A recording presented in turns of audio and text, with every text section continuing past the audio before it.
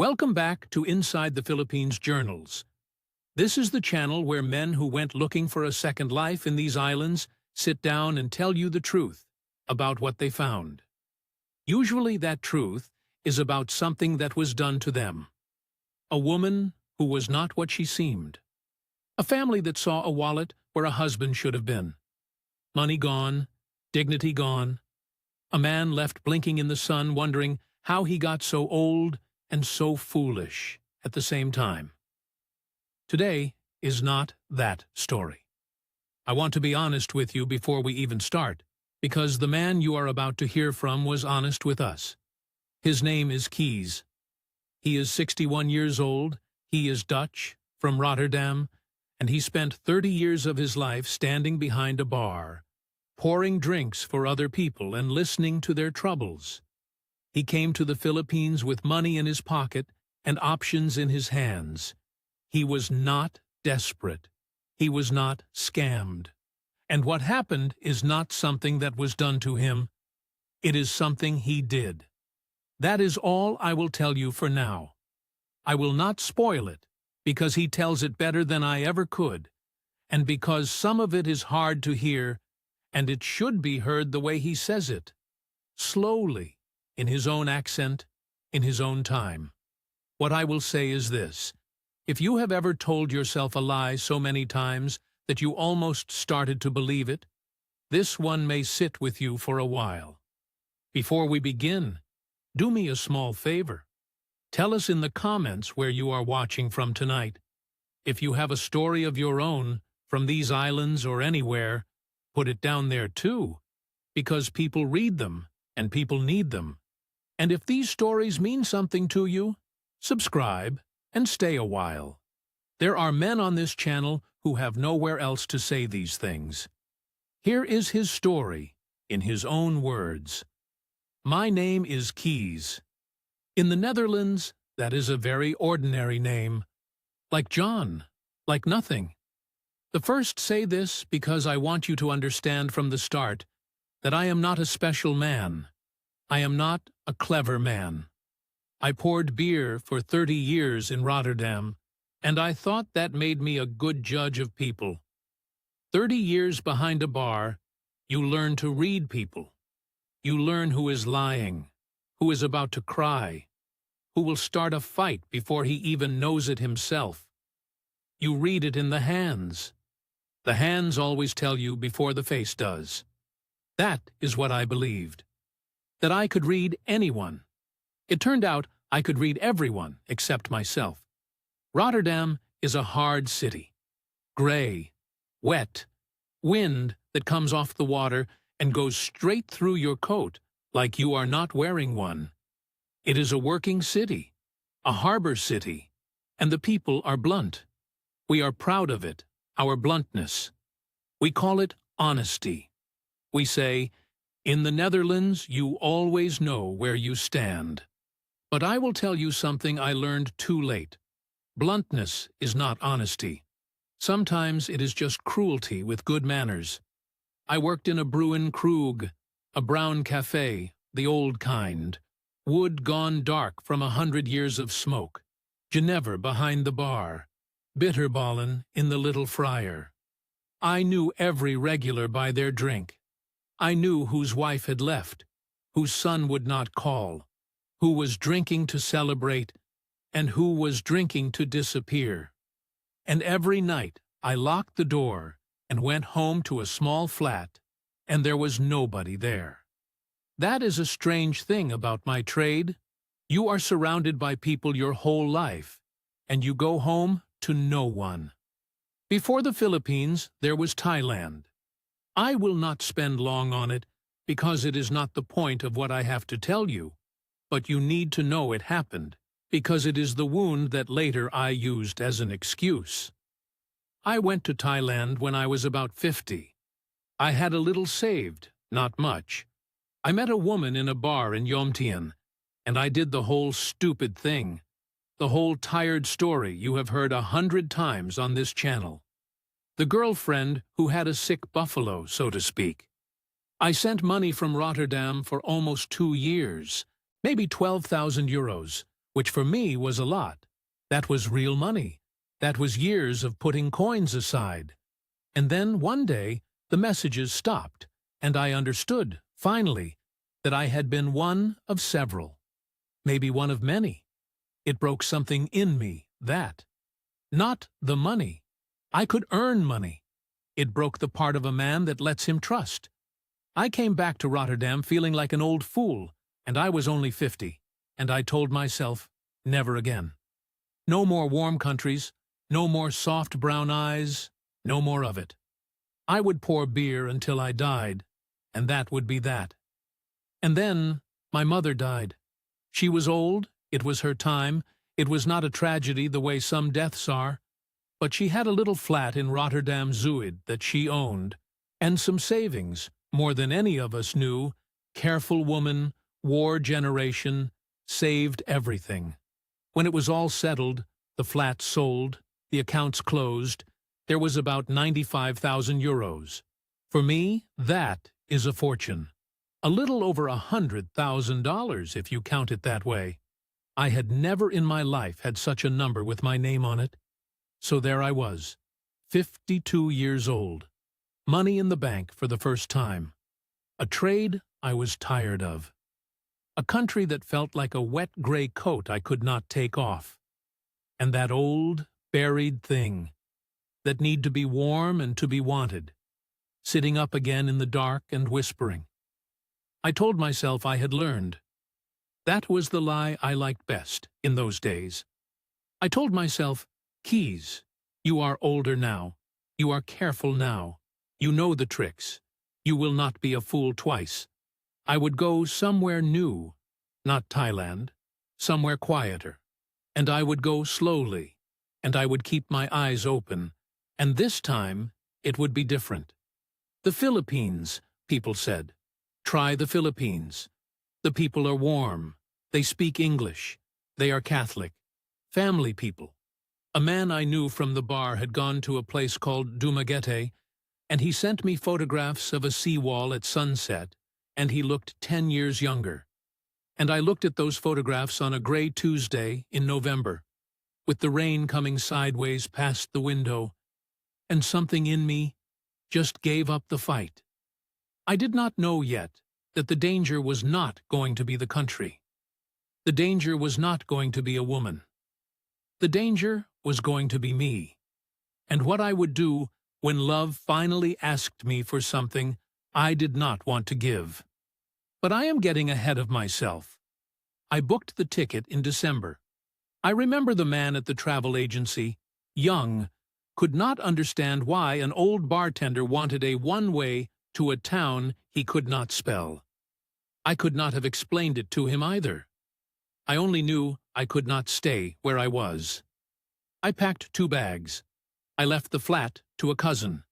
And I flew east, telling myself the whole way that I was a careful man now, a wise man now, a man who had learned.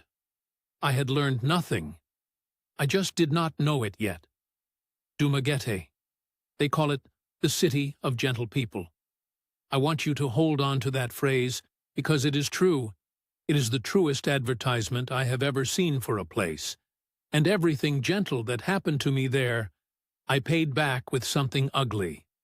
But that comes later. Let me tell you first how it was in the beginning, when it was good, because it was good, and I will not pretend otherwise to make myself feel better.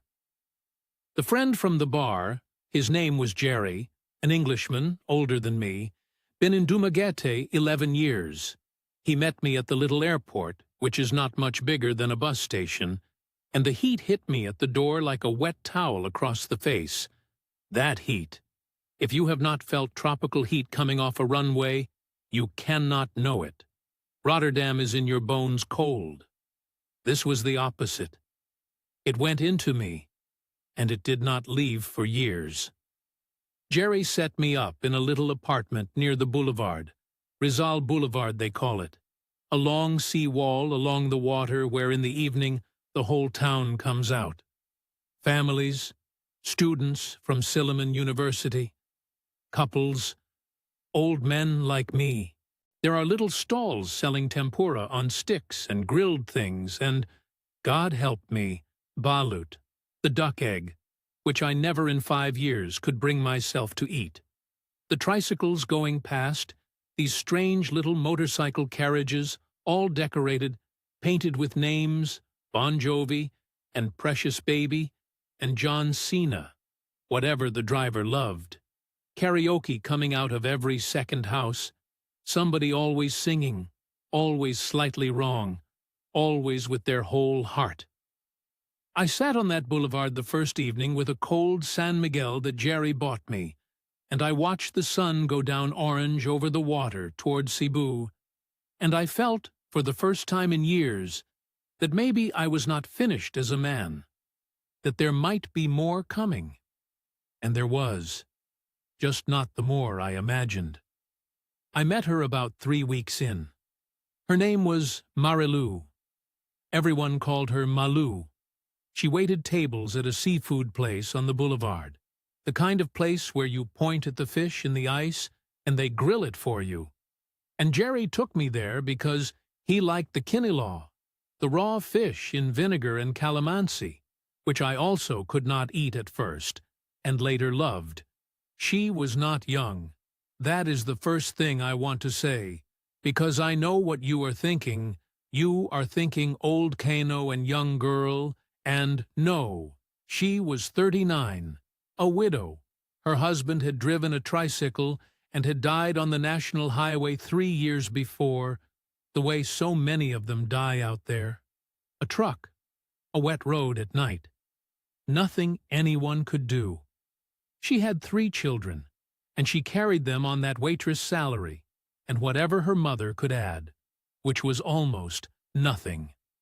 And here is the thing my 30 years behind a bar told me, the thing I trusted, the thing that turned out to be true. There was no game in her. I watched her work. I watched how she was with the other tables, with the kitchen, with the drunk Australians 2 tables over who were being loud. I watched her hands. Her hands were tired. Not tired like a woman who wants you to feel sorry. Tired like a woman who has been standing since 5 in the morning and will be standing until midnight and does not expect that to change. She never once looked at me the way the woman in Yomtien had looked at me. She barely looked at me at all. She was too busy. I went back the next night, and the night after. Jerry laughed at me. He said, "Careful, Keys. You came here to be careful, remember?" And I said, "Yes, yes, I am only eating fish." But I was not only eating fish. I was watching a woman be kind to people who could do nothing for her, and after Thailand, after Rotterdam, after a whole life of reading people for their worst, it did something to me I did not have words for. It took me a long time to even speak to her properly. My English is not fluent, you can hear it, and her English was better than mine, but shy. The first real conversation we had was about her feet. She was leaning on the counter when the place was empty, near closing, and I could see she was in pain. And I am a bartender. I know feet. 30 years of standing kills the feet.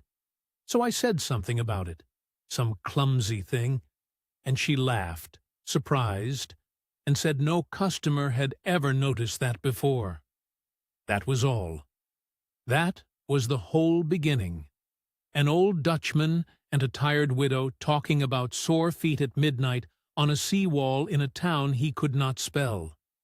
She had a way of talking about her children that I had never heard from the woman in Thailand, never once. She did not use them. Do you understand the difference? She did not bring them up to make me feel something. She brought them up because they were simply the whole of her. Ria, the eldest, 13, clever, always top of her class, already the little mother to the others. The boy, JV, 10, football mad, wild. And the little one, Angela, Angie they called her, 6 years old, all eyes and no shyness at all. I did not meet them for weeks. She was too careful for that, and I respected it. I respected her more for it. When I finally did, it was at a Jollibee, of all places, the fried chicken place. Because Angie had been promised chicken joy for good marks, and Malou did not want to be alone with me yet, and I understood that too. And this tiny girl, 6 years old, looked at me across the table, this enormous, pale stranger. And after about 4 minutes, she climbed off her chair and came and sat on my knee, like she had known me her whole life, and asked me why my eyes were the color of the swimming pool. I am 61 years old, and I have to stop for a moment when I remember that. Because I know now what I did to that child. But then, on my knee in a Jollibee with the air conditioning too cold and the noise of it all around us, then it felt like the first warm thing that had happened to me in 10 years. That was the night I decided I was going to stay. Not out loud, but I knew. And a careful man, a wise man, the man I kept telling everyone I had become, that man would have gone slower. But I did not go slower. When you have been cold for a long time, and someone opens a door to a warm room, you do not stand in the hallway and think about it. You go in. I want to be clear about the money in this part, because on this channel the money always matters. And because later people will say, well, they got him for everything, poor old fool. No, it was not like that. Not at the start. And honestly, not ever. Not the way you mean. For the first months, she would not take anything from me. I want that on the record. I tried to leave a big tip, and she brought the change out to the boulevard and put it in my hand and closed my fingers over it and looked embarrassed. When I offered to buy the children something, she said, no, thank you, no. Her pride was a real thing, a hard, bright thing, and it took me a long time to get past it. And the ways I finally did get past it were small and honest. The first real money was the boy. JV got a burst appendix, sudden, terrifying. And out there, when a child is sick, and there is no money, the fear is a kind I had never seen on a face before. The hospital wanted money before they would properly begin. That is how it works. No deposit, no treatment. And she was on the phone to her sister and her mother trying to gather it, pawning a little gold ring, and I simply paid it. It was about 40,000 pesos, around $700, 650 euros, something like that. To her, it was the sky falling.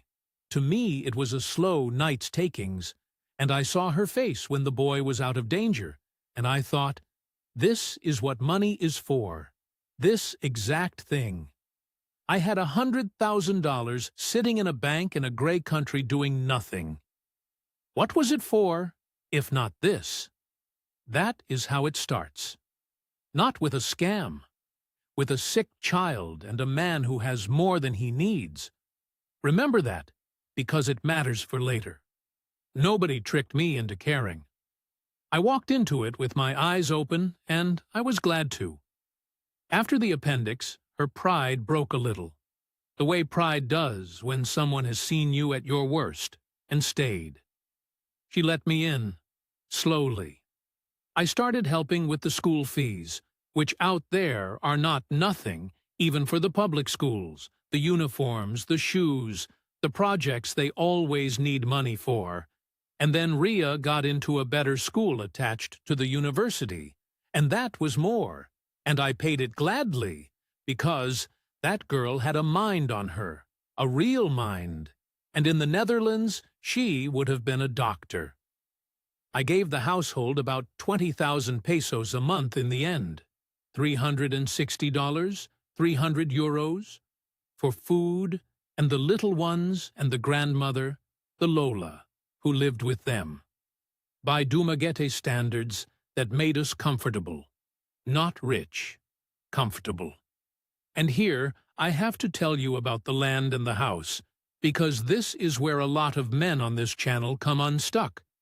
And I want you to hear how I walked into it, knowing exactly what I was doing.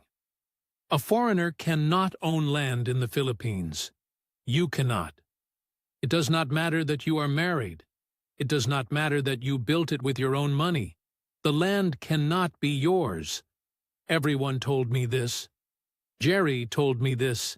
Sitting on the boulevard with a red horse, he said, "Keys, do not put your money in the ground out here. The ground will never be yours." I did it anyway. We built a house on her family's land, in a barangay a little outside town, up toward Valencia, where it is cooler, green, the air moves.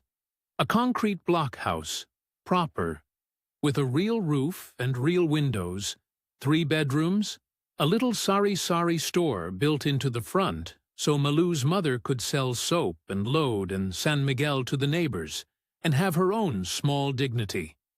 It cost, over about 2 years of building, close to 1.8 million pesos. That is around $32,000, 28,000 euros. A third of everything my mother left me, poured into the ground of a country where the ground would never be mine. And I knew it. That is the thing. Jerry thought I was a fool, and I let him think it, because I could not explain that I did not care whose name was on the title. I was 54 years old, and for the first time in my life, there were children who ran to the gate when they heard my motorbike. A little Honda I bought for 90,000 pesos to get up and down the hill, and they shouted, "Papa, Papa!" And a woman waited in a doorway who was glad I was home. What is a title next to that? What is a piece of paper? We married at the City Hall in Dumaguete when I was 54. A small thing, a judge, Malu in a simple blue dress, the children in their good clothes, Jerry as a witness sweating in a shirt he had not worn in years.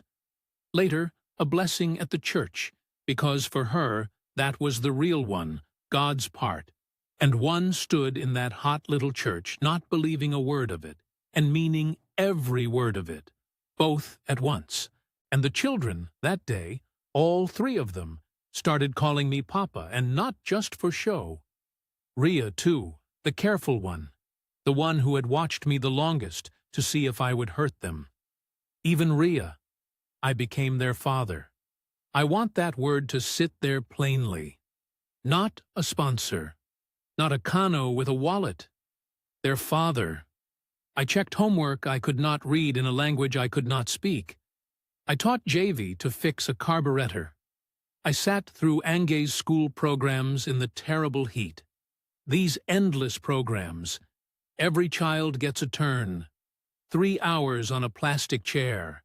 And I would look for her little face in the crowd of them on the stage, and my chest would do something it had not done in 50 years. The happiest I have ever been. I need to say that clearly now, at the good part, before one tell you the rest. Those years in that block house up the hill toward Valencia, with the roosters at 4 in the morning and the brownouts and the karaoke and the whole loud warm chaos of it, were the happiest years of my life. I was a poor judge of many things, but I know that much for certain. I was happy. They made me happy. And I want you to hold that in your mind, because what I did not do to strangers. And I did not do it to people who were using me. I did it to my own family. But I am getting ahead of myself again, because it was not all soft. And I will not lie to you and paint her as a saint and me as a saint. One of those stories where everything was perfect until fate came, because that is not true either. And the untrue version is the one that lets me off the hook. And I did not come here to be let off the hook. There were hard things. There were real hard things, and I fed on them later. I used them. I sharpened them into the knife I would need. The family. The Filipino family is not like a Dutch family. In the Netherlands, you turn 18 and your parents wave you off, and that is more or less the end of the accounts between you. Out there, it never ends, and it is not meant to end. It is called utang na loob, the debt of the inside, the debt of gratitude, and it runs in every direction all the time. Malu's mother, her sisters, the cousins, there was always someone, a cousin, Boyet, who borrowed 40,000 pesos to start a hobble-hobble motorcycle taxi business, and I never saw 1 peso back, not one. And everyone acted as though this was perfectly normal because for them it was. A sister whose roof went in a typhoon, a tuition here, a hospital bill there, a fiesta that a family of standing was simply expected to help feed. It never stopped, and I resented it. God forgive me. I sat up some nights doing the sums in my head, watching my mother's money go out into this bottomless, warm family. And the old Thailand voice woke up in me and whispered, "Keys, you are an ATM machine with a wedding ring. That is all you are to these people. That is all you were ever going to be." That voice was a liar. I know that now. Malu fought with her own family about the money more than I ever did. She was ashamed of the asking. She sent people away. She cried about it. She loved me. I am as sure of that as I am of anything. But she also could not simply say no to her mother, to her blood, because that is not a thing a good daughter does there. And I took that decent, complicated, human difficulty, and I let the poison in me turn it into evidence. Evidence that I was being used. Evidence I would need. And I drank. There is a joke in it, and it is not funny. 30 years I stood on the sober side of the bar, watching men ruin themselves. And out there, with nothing to do all day, and a little expat bar of my own on a side street off the boulevard, I walked around to the wrong side of it. The bar was my idea, my trade. I put about 900,000 pesos into it, $16,000, thinking I would make my money back and give the old men of Dumaguete somewhere honest to drink. It never made real money. It broke about even, and it gave me somewhere to sit with a bottle of Tanduay and other men who were also disappointed. And we would talk, and the talk in those places is poison too. Every bitter expat with a story, every man who got taken, every warning. You will see, they said. They are all the same in the end, they said. You wait until they have got what they want. I listened to that. I let it in. When Malu and I fought about her cousin, about the money, about the endless asking, I did not hear a marriage having an ordinary hard time about money the way marriages everywhere do. I heard the bitter men in my bar. I heard Jomtien. I built a little case against my own wife, quietly, over years, and I told nobody, not even myself, not straight out. I just kept the file. I want to be fair to those years, though, because they were mostly good. And the bad parts I have just told you were the small print, the thing you notice only when you go looking for a reason. Most days were good. Most days I woke up in the blockhouse to Anga jumping on the bed, and roosters going mad outside, and Malu already up frying eggs and rice, and I rode the little Honda down the hill in the cool of the morning with the mist still in the trees toward Valencia, and I was, whatever I told the bitter men in my bar, a lucky man who knew he was lucky.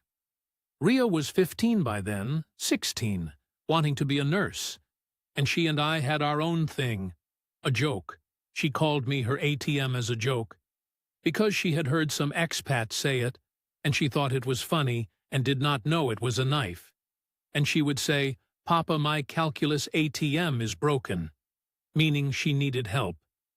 And I would groan and help her, and she would put her head on my shoulder for 1 second, this serious girl who did not give affection cheaply, and it was worth more to me than the whole bar full of men.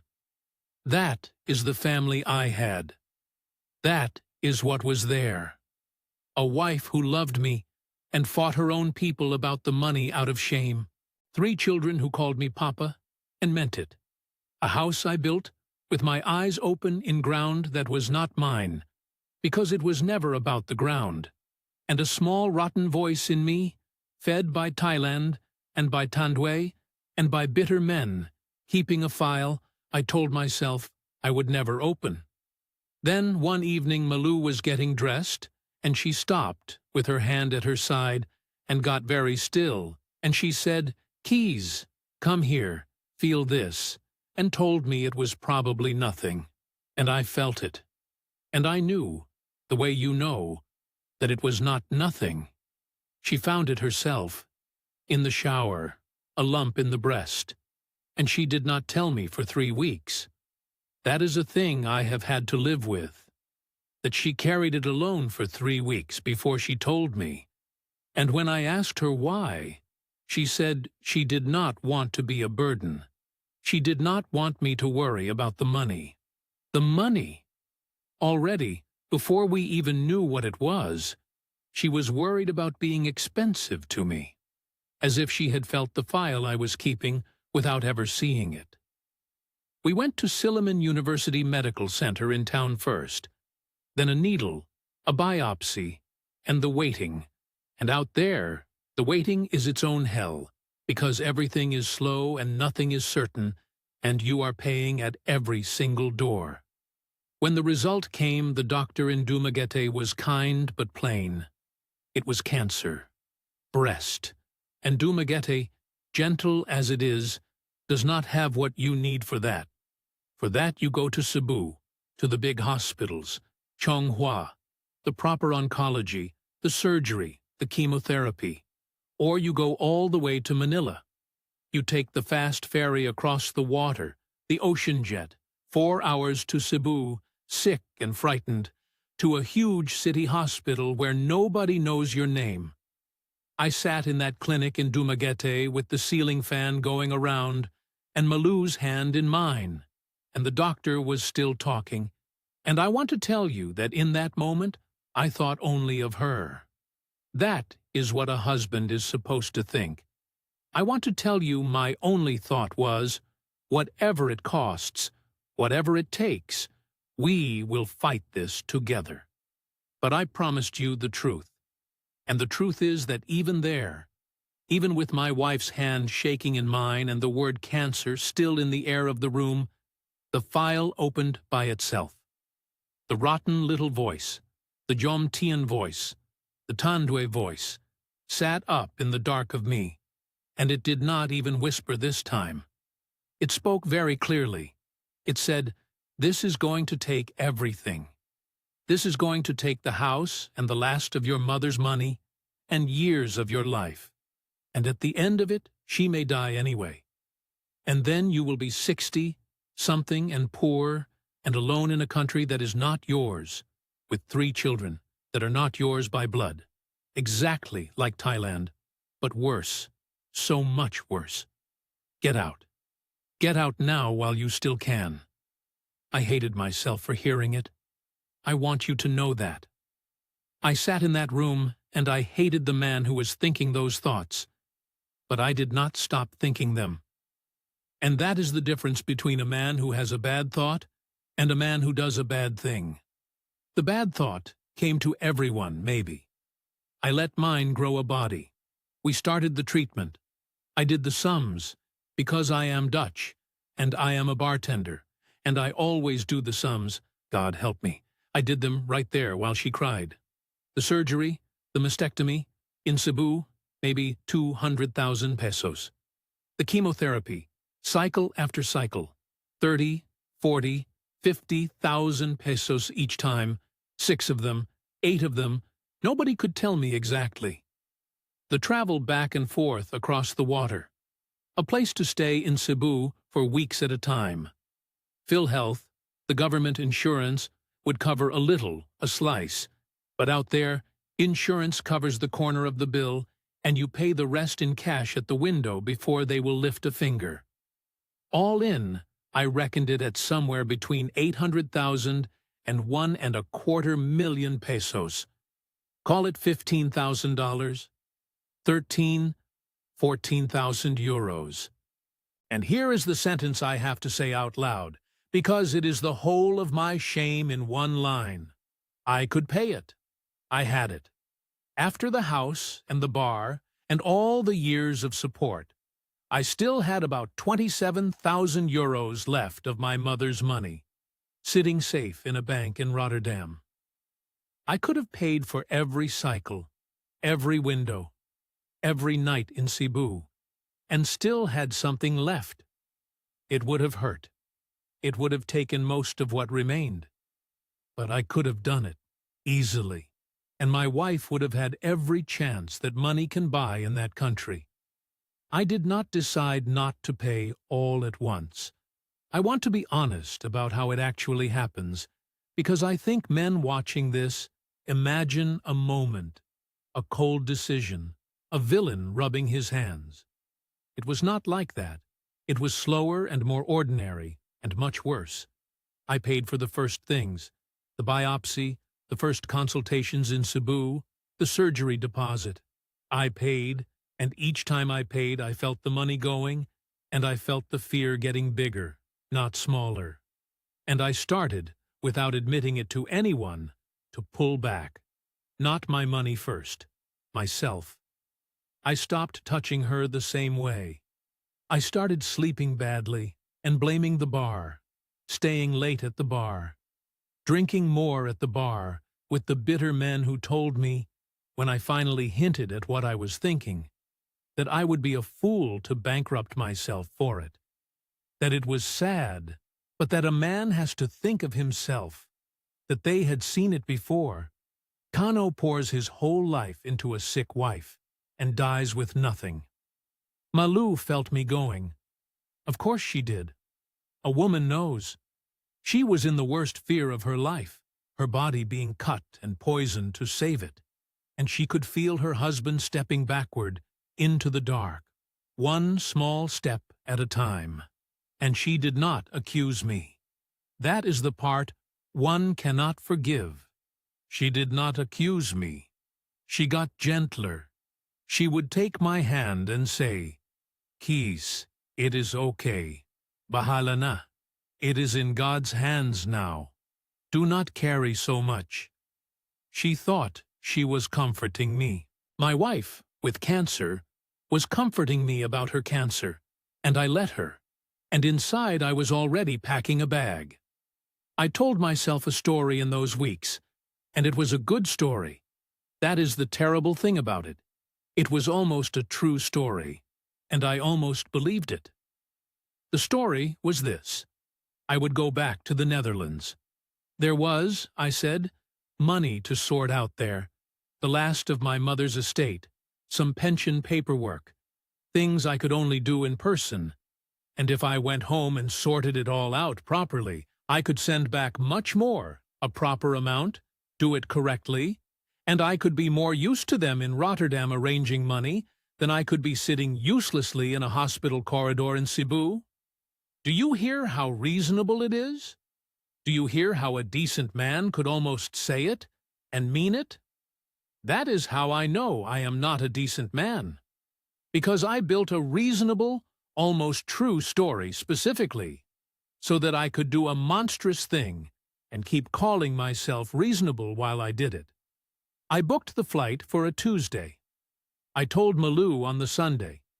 She was between chemotherapy cycles, weak, her hair already going, wearing a scarf that Ria had tied for her that morning. I sat on the edge of the bed in the blockhouse I had built, and I told her my reasonable story, the money in the Netherlands, the estate, how I could do more from there. And she looked at me for a long time. She was thin. Her eyes were huge in her face, and she knew. I am certain now that she knew exactly what I was doing, my clever wife. My wife who could read people the way I only pretended I could. She knew. And she said, "Okay, Keys, go and sort it out. We will be here. That is all." She did not fight. She did not beg. She did not accuse. She gave me the exit I had built, and she wrapped it in kindness so that I could walk through it without even having to feel the frame. To this day, I do not know if that was the greatest cruelty she could have done to me, or the greatest mercy, and I have decided it does not matter, because either way it was more grace than I deserved. The children were harder. I told them Papa had to go to Holland for a while to fix some money and would be back soon. JV, who was 13 by then, went quiet in a way that frightened me and would not look at me. Ria, 17, nearly a woman, stood in the doorway with her arms crossed and asked me one question. She said, "Papa, when Mama is having the chemo in Cebu, who will take her if you are in Holland?" And I did not have an answer, because the answer was, "Not me," and I could not say it. So I said something about her Tita baby taking her. And Ria looked at me, and she was not 17. In that moment, she was 100 years old, and she said, "Okay, Papa," just like her mother. "Okay," and she turned around and went inside. The little one, Ange, was 11. She did not understand. She helped me pack. She thought it was exciting, Papa going on an airplane, and she asked me to bring her back snow in a bottle, because she had seen snow in a movie, and she wanted to know if it was cold like the freezer or cold like the ice cream. And I said, "Yes, Mahal, I will bring you snow." And I have never told a child a lie that sits on me the way that one does. I took the ocean jet from Dumaguete port on the Tuesday morning. Malou did not come to the port. She was too weak that day, and I told myself that was why. But really it was mercy again. She spared us both the pier.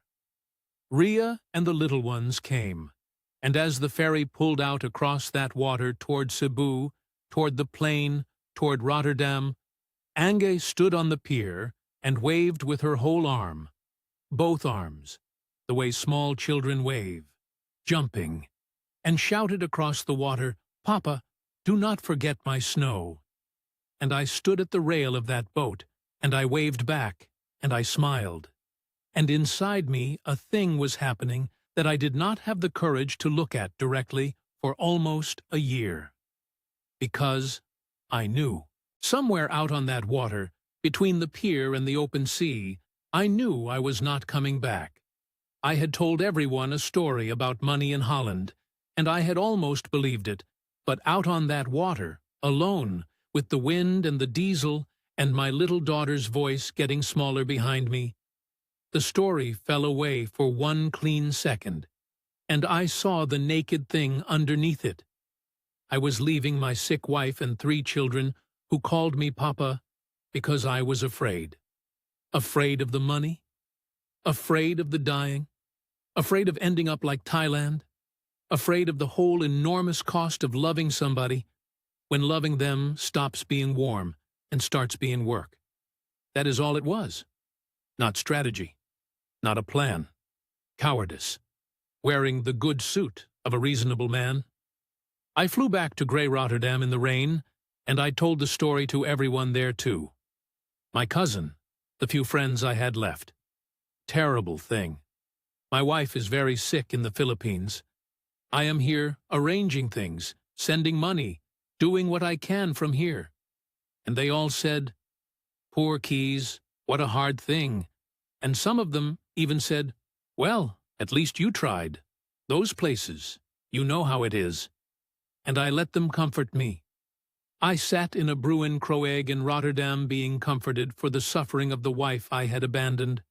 And I want you to understand that this is a real kind of evil. A small, ordinary Dutch evil in a warm pub in the rain. And it is the thing I am most ashamed of in a life that now has a great deal to be ashamed of. I did send money at first. That was part of keeping the story alive, you see, even to myself. A little here, a little there. 20,000 pesos. 30,000. By Western Union. By the Padala. Telling myself I was helping. But it was guilt money. It was small.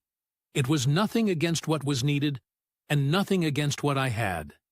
And I knew it. And after a few months, when Malou stopped replying to my messages, I let the sending get thinner, too. She stopped replying around the 4th month. Not angry messages. Just one day, no reply. And I told myself she was too sick to write. Or too busy, and I was almost relieved. Because as long as there was no reply, there was no voice asking me the only question that mattered, which was Ria's question on the doorstep. Who will take her to Cebu if you are in Holland? I did not know the answer to that question for a long time. I did not want to know. A coward does not go looking for the size of what he has done. He keeps his back to it, and he pours another Genever, and he lets the gray days close over the top of it. And that is what I did, for the better part of a year, in the coldest and emptiest stretch of my whole cold, empty life. And then Jerry called me from Dumaguete, and I found out what happens to a family when the man who called himself their father gets on a boat and does not come back. I was pouring myself a drink when Jerry called. That is a detail I keep, because it is so exactly right that if I put it in a film, nobody would believe it. 60 years old, alone in a flat in Rotterdam, rain on the glass, pouring a Genever at 4 in the afternoon, and my phone rings, and it is Jerry from the boulevard, 11,000 kilometers away, and I nearly did not answer, because part of me already knew that Jerry was the door I had been keeping shut. He was not cruel about it. Jerry is a decent man, and he chose his words. But he told me. He had run into Malou's sister, Baby, at the Robinsons Mall in Dumaguete, and they had talked, and Jerry, who is old and blunt like all of us who stood behind bars, had asked straight out how Malou was, and what had become of the whole thing with me, and Baby had told him. She had lived. That is the first thing Jerry said, and I want to say it to you the way he said it to me, plainly and first, before anything else, because it is the mercy in this story, and there is not much of it. Malou lived. The surgery in Cebu, the mastectomy, the chemotherapy, all 8 cycles of it, the whole brutal course, she went through it, and it worked. And by the time Jerry called me, she had been in remission for months. She was thin and gray and older, and she had lost a breast and most of a year to it, but she was alive, and she was going to stay alive. And she did it without me. That is the second thing. She did it without 1 cent more than the guilt money I had trickled over. Do you want to know who took my wife across the water to Cebu for her chemotherapy? The thing Ria asked me on the doorstep? Who will take her? Her sister Baby took her on the ocean jet, back and forth, sleeping on the floor of a cousin's cramped apartment in Cebu near the hospital, cooking on a single burner to save money. That cousin, Boyet, the one who borrowed my 40,000 pesos for the habal and never repaid it, the one I had put at the top of my private file of people using me, that man drove Malou to every Cebu appointment he could reach and gave up his room and slept on the floor of his own place so my wife could have the bed. Boyet, the one I had written down as a thief, and the barangay, the whole barangay, the neighbors, the poor, loud, warm people up the hill toward Valencia who had almost nothing. They held a benefit for her. Do you know what that is? A benefit dance.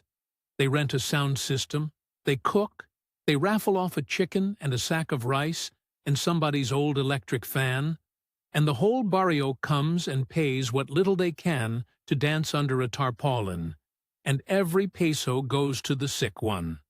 They did that for Malou. Twice. People who lived on 200 pesos a day danced in the road to pay for my wife's cancer, while I sat in a heated flat in a rich country with 27,000 euros in the bank, drinking, telling everyone how hard it was for me. Jerry did not have to say anything after that. I could hear him not saying it. All he said, at the end, quiet, was, "I thought you should know, Keys." And then, after a while, "She never once bad-mouthed you, mate. Baby said Malou never said a bad word about you to the kids?" "Not one. I do not know why I am telling you that," Jerry said. "Maybe it would be easier if she had." He was right. It would have been easier. If she had hated me, cursed me, told the children their papa was a coward who left them to die, I could have had something to push against, some anger of my own to hide behind. But she gave me nothing to push against. She just quietly went and lived, and let her poor family and her poor neighbors do the thing her rich husband would not. And she never poisoned the children against me. And that mercy is the heaviest thing I have ever had to carry. It does not lift with time. I want to be honest about that too, because I know some of you are waiting for the part where it gets lighter. It does not get lighter. You just get stronger arms. After Jerry's call, I did a thing that was too late to be worth much. But I did it. And I will tell you because it is true. And not because it redeems me. It does not. I sent money. Real money this time. I sent 10,000 euros all at once, around 650,000 pesos, to baby. Because Malou would not take a transfer from me directly, and I did not blame her. I sent it with a message asking her to use it for the medical debts, because there are always debts after. The family had borrowed from everyone, the 5-6 lenders, the ones who charge that cruel interest out there, and I knew a benefit dance does not clear that kind of debt. Baby wrote back 4 words. She said, "Thank you. God bless." And nothing else, and that nothing else was correct. And I sat with it. I want to talk about the ledger, since this is that kind of channel, and men will want the numbers, and the numbers tell their own story if you let them. My mother left me about 95,000 euros. Over those years in Dumaguete, I spent almost all of it, and I do not regret most of it. That is the strange thing. The house, 28,000. The bar, 16. The years of support, another 17 or so. The boy's appendix, the school fees, the motorbike, the endless family, the fiestas, call it another 10. Nearly all of it, gone into a warm, loud life up a hill in a country where I owned nothing on paper.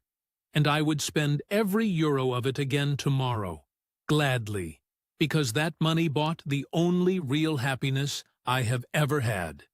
And then there is the one number that damns me. 15,000 euros. The cost of her treatment. The one bill, out of all of them, that I refused. I had 27,000 left when the cancer came. I could have paid the 15 and had 12 to spare. Out of a whole inheritance I poured happily into that family. The only money I ever refused them was the money to keep the mother of my children alive. Do you see it? I gave freely for the house, the school, the fiestas, the cousin's motorbike. I ran from the one bill that was love instead of comfort. That is the ledger. That is the whole man, in figures. Generous with everything that was easy. A coward about the only thing that was hard. I send 300 euros a month now, 19,000 pesos, more or less, every month, for the 2 younger ones' schooling, and I will send it until they are grown, and probably after. It does not make me poor. It does not make me clean. It is just the one thing a coward can still do from far away, which is pay and keep paying, and expect nothing. The last thing I have to tell you is about Ria, because the family did not reach out to me all that first year and more. It was me chasing scraps of news through Jerry. But about 2 years after I left, when Ria was 19, and in her nursing studies, she wrote to me herself. On Facebook, a message, out of nowhere, On an ordinary gray Rotterdam morning. It was not a warm message. I did not deserve a warm message, and Ria is too clever and too honest to give me one I did not earn. She wrote in careful, formal English, this girl I had helped with her calculus, and she told me her mother was well, was working again, a little, at the church, was strong. She told me the medical debts were nearly cleared, partly because of the 10,000 euros, and she thanked me for that, correctly, coldly, like a receipt. And then she told me the thing I think she wrote the whole message in order to tell me. She said, Papa, and she still called me Papa, which undid me completely. She said, Papa, you should know that Mama forgave you a long time ago, because she is a better person than you, and than me.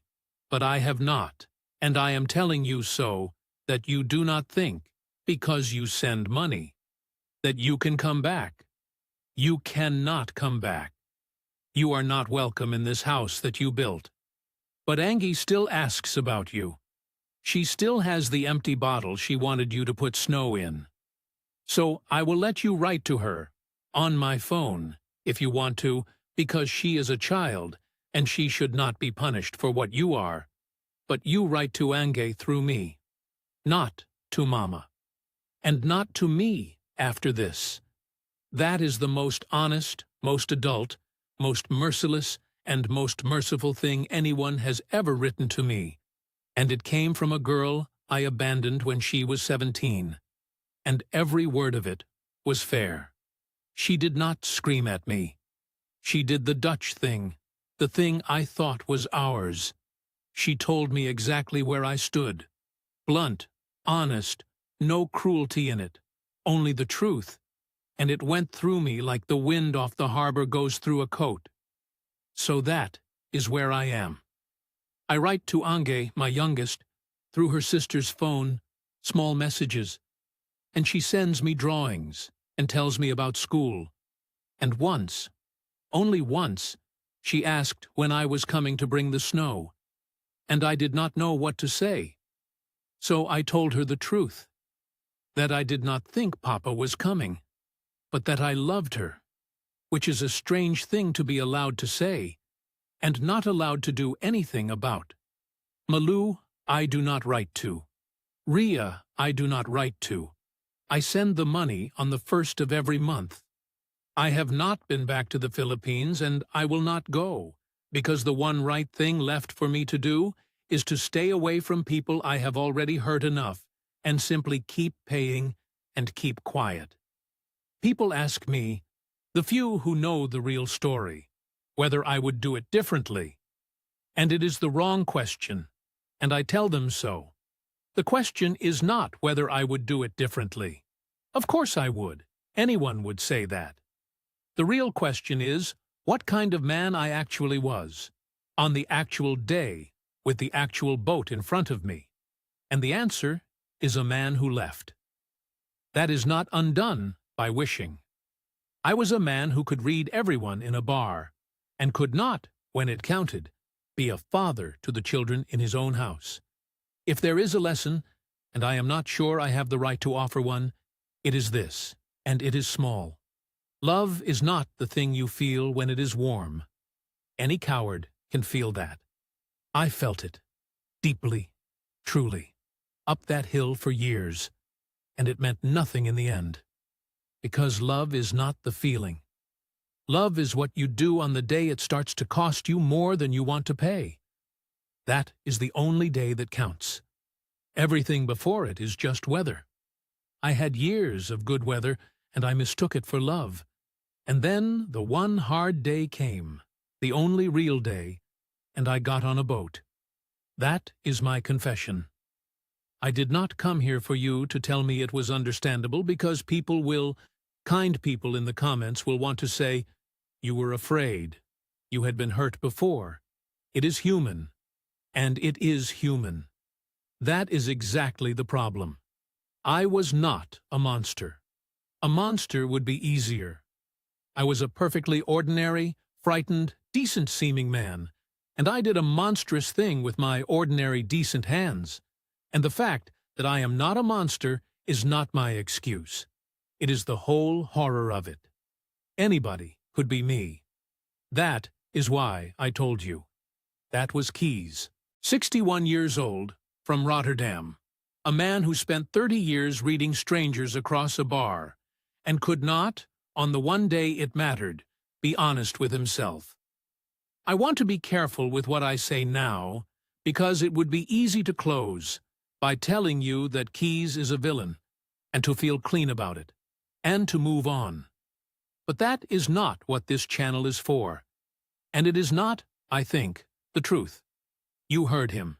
He is not asking you to forgive him. He has, if anything, gone the other way, and refused every excuse that was offered. And if you listened closely, you noticed that the people in this story who came out of it with honor were not the wealthy foreigner at all.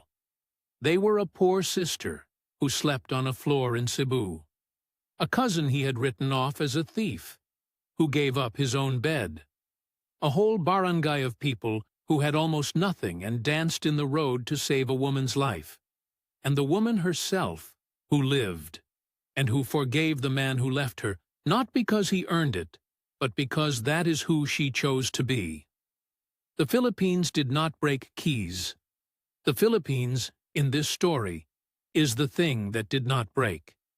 It is full of people who did the hard, unglamorous, expensive work of love, while the man who could most afford it got on a boat. That is worth sitting with. So maybe the question this one leaves you with is not about Keys at all. It is about you. On the day love stops being warm and starts being work and cost and fear, which one will you be? The sister on the floor in Cebu, or the man at the rail of the boat? None of us knows for certain until the day comes.